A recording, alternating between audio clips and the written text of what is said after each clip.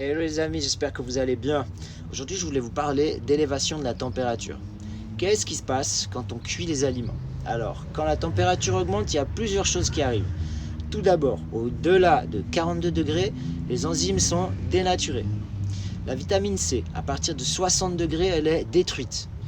À partir de 80 à 90 degrés, on a énormément de vitamines du groupe B qui sont détruites également. Les protéines changent de nature aussi à partir de 90 degrés. Par exemple, si tu prends un œuf, tu vois le blanc d'œuf, c'est de la protéine pure. Regarde ce qui se passe quand il chauffe à la poêle. Elle passe de souple et gélatineuse à blanc et rigide. Elle est beaucoup moins digeste et beaucoup moins intéressante pour le corps à utiliser comme matériau de base pour construire des tissus sains. Donc clairement, la température dénature les produits.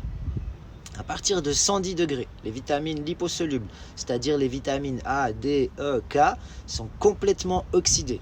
Et à partir de 120 degrés, les lipides commencent à former des corps toxiques. Donc toute élévation de la température de toute façon va dénaturer le contenu micronutritionnel. Les enzymes, les vitamines, les nutriments, etc. Si tu veux pas avoir à prendre des compléments qui ne servent à rien et en plus qui sont pour la plupart pas assimilés par ton organisme, tu as meilleur temps d'aller chercher tout ça dans une alimentation qui est peu ou pas transformée du tout. Mais attention les amis, quand je dis pas transformée ou peu transformée, on parle d'une alimentation qui a subi une transformation mécanique et pas thermique, ok?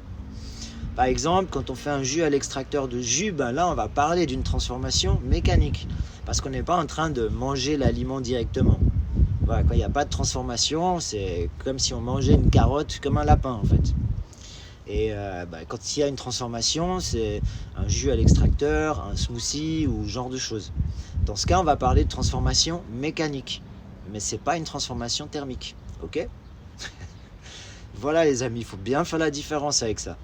Je vous souhaite sur ce une magnifique journée. J'espère que ces informations vous seront utiles.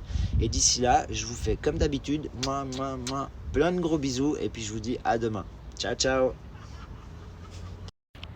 Ah oui, et par rapport à ce que je vous ai parlé il y a quelques jours, donc ce nettoyage interne, je l'ai mis sur pause parce qu'il me manquait un ustensile assez important qui du coup m'empêche de faire les choses comme il faut. Voilà, j'aurais pu aller le faire par quelqu'un, mais c'est assez onéreux, il faut le faire plusieurs fois. Du coup, je préfère l'avoir chez moi, le faire moi-même et pouvoir le faire autant de fois que je veux par la suite.